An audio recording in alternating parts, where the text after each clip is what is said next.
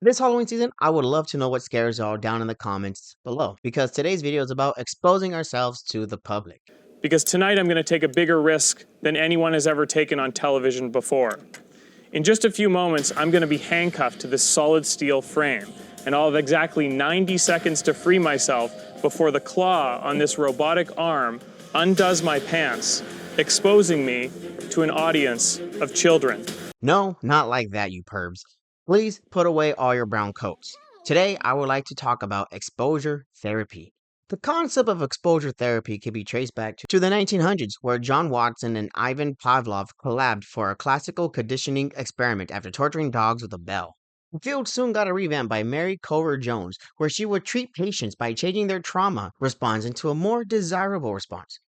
Joseph Wolpe would soon develop systematic desensitization.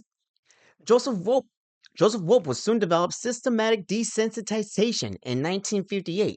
He would expose his subjects to the situation little by little to reduce the fear of said situation. The field of exposure therapy has expanded and continued to grow to this very day. But today, here are some of the few methods used. Levo exposure.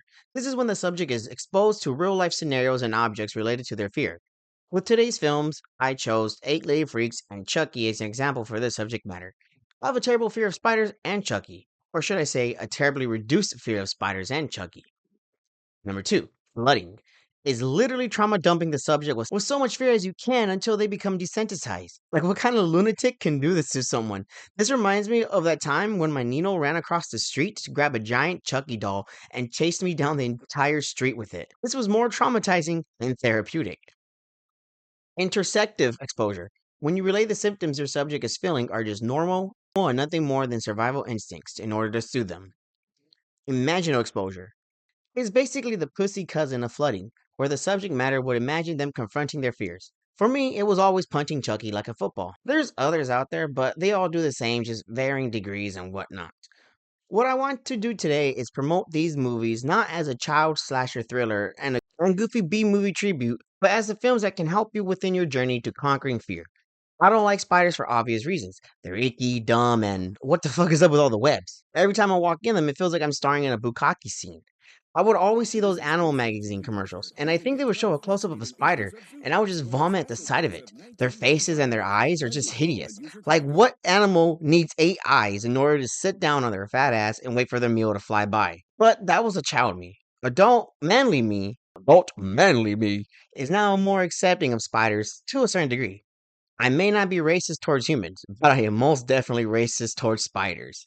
I never really thought of what an animal's role was in God's plan. But then I learned more about the ecosystem and niches, and it suddenly hit me that animals do have souls, intelligence, and emotions that are suited for their survival needs and their environments. So now, whenever I see a daddy longleg, I let it pay no rent in my house. But if it's a poisonous one, that motherfucker's getting the boot.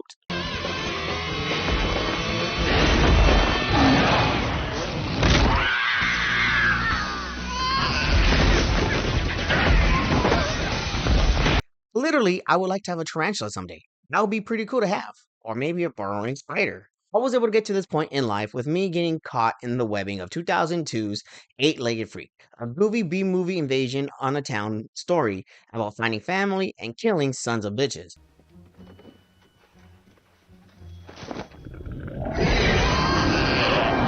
Oh my God! There! There it is! You just booted that thing. This movie, I would say, is my flooding method. I was 6 or 7 years old when this movie came out, and I felt like this movie would make me an adult in some sort of kid way.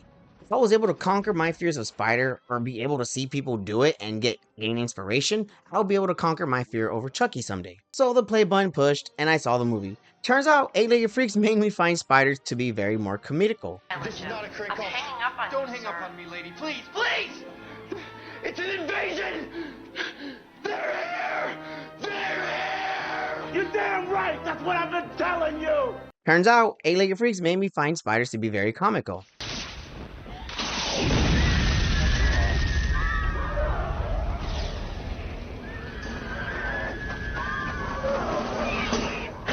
Eight-Legged Freaks is essentially the arachnic version of Gremlins.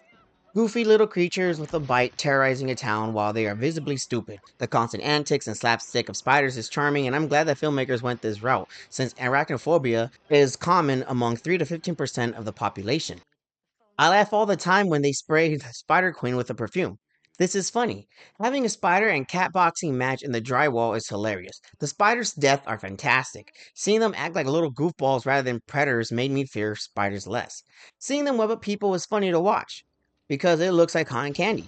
Later on in high school, I will see that classical spider on drugs video. This video reminded me of the eight-legged freak spiders if they were like the gremlins in the bar scene. The crack cocaine spider figured building webs was for suckers, waited till the caffeine spider was exhausted, then came up behind it and popped a cap in its ass. Nice web, Mr. Crack Spider. The fact that these little guys cause so much fear in people is amazing to say. I mean, I get it. They're ugly, they're venomous, they startle us. It's a trait passed down by generations, so there are valid reasons for this fear of spiders. But I don't startle in fear like I used to. That was my childhood fear I conquered at a young age. My fear of Chucky wouldn't have been conquered until 2 years ago at the age of 26. I feel stupid for saying this, but I told this one girl I was dating that I would only watch these movies if it was with the person I was gonna marry. I watched it with her. Now I'm single. So I've watched these movies out of horniness more than conquering my fear. This could be my own Pavlov experiment on myself, except Abel, it was a child toy.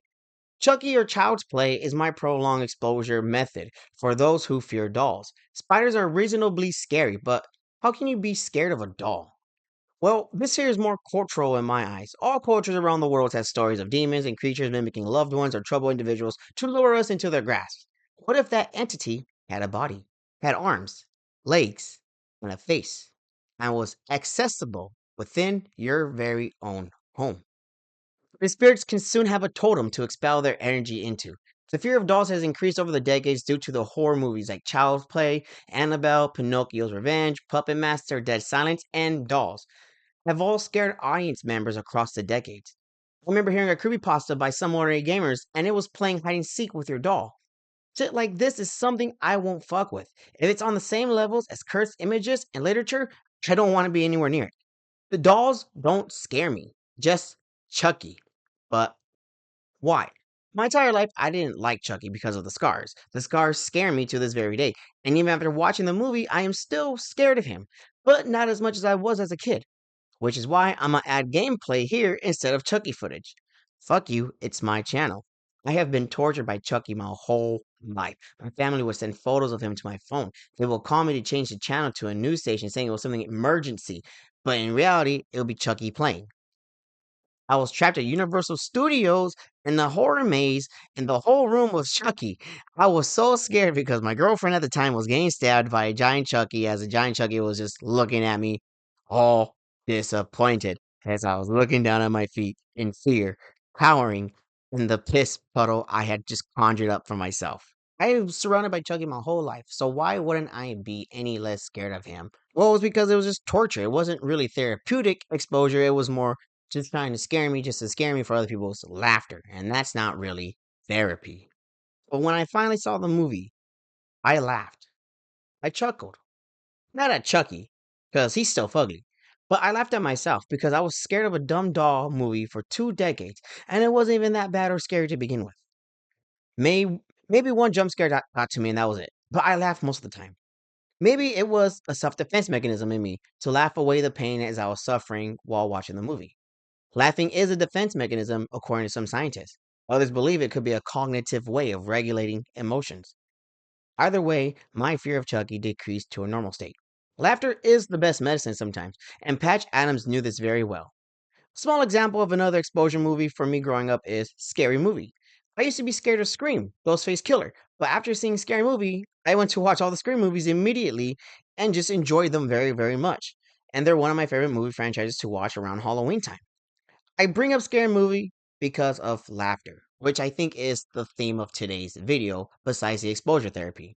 Laughing at something scary sometimes is a very healthy and I think a very great way of conquering your fears. Look at bullying. Just laugh at the bullies, go along with their jokes. If you ruin the bully's foundation of fun, then guess what? That fear nor bully will be able to get to you ever again. I laughed at the spiders. I laughed at Chucky, and I laughed at Ghostface Killer. I conquered all the scary things in my life through enjoyment of fear. By exposing myself to the nightmares of my mind, I was able to dream of a courage that I thought I would never be able to. Thank you guys very much. I know this video is very short, but please leave a like, comment, subscribe for more, and I'll see you guys in the very next one. I'll try to have another Halloween video out there somewhere. I just don't know what I want to do, what kind of subject matter I want to do. I have a couple of ideas, but just nothing solidly grounded just yet. But see you guys in the next one.